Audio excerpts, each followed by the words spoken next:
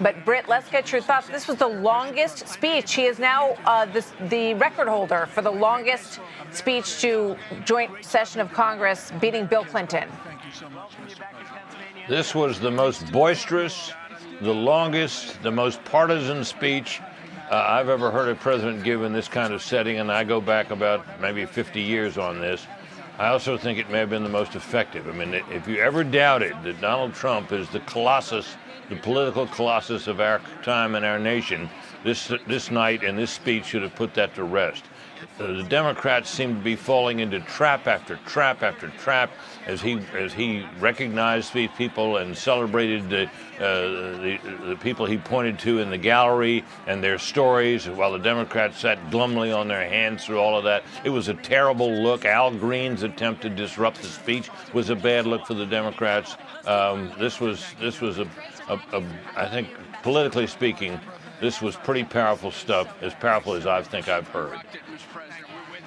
Let's listen in just a second as we hear them greeting each other. Thank you. Fantastic. Mr. President, that was a great speech. That was awesome.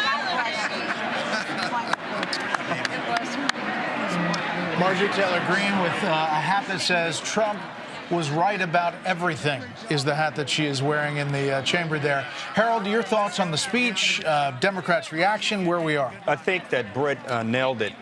I'd say this to my party. We have to win on ideas. The disruption was not a good look for the Congress. And as passionate as the Congressman Greene may have felt, that was not the right moment to do that. The litany of things this president did during this speech, from the young man you mentioned, I think he even led a young man into West Point tonight whose family was there. He talked about police officers who had been slain and their loved ones who survive us. It was a far-ranging speech. It reminded me a little bit of the everyday people that we saw in Milwaukee, where they saluted and lifted up the stories and lifted up the heroism of those who have been so great to our country. He didn't really try to bring the country together with rhetoric. He really tried to bring the country together around stories about people. The real work will start tomorrow, and we'll see how it goes. But congratulations to the president tonight. Dana, Democrats could have brought people together if they had stood up in some of those moments, which should be things that everybody can celebrate. But what really stood out to you tonight? Well, at the beginning of the speech, he started off by saying, "There's nothing I can say that is going to make you clap for me." And then they proved him right. Now, many Democrats did not defend Al Green as he was escorted out. They didn't fight that. Many other Democrats left during this and went and did little videos. But I think that what it showed is that the Democratic Party still has no common sense. They have no ideas, and they have no heart. They couldn't even stand for the most inspiring moments of this speech. Larry, there were multiple times where he talked about tariffs, and that's obviously a rocky road if you look at the markets over the last couple of days and people talking about it.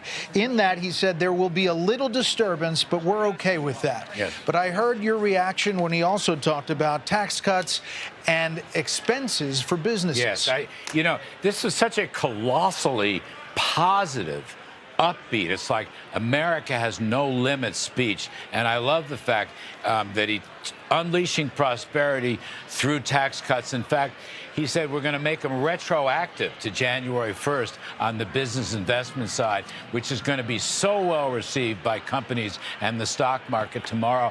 And I think the tariff thing, Brett, you have to put it in the context of all the other things he talked about. He talked about drilling and liquid gold. Yes, the tax cuts. He spent a lot of time. We're cutting spending with Doge. He hit all those.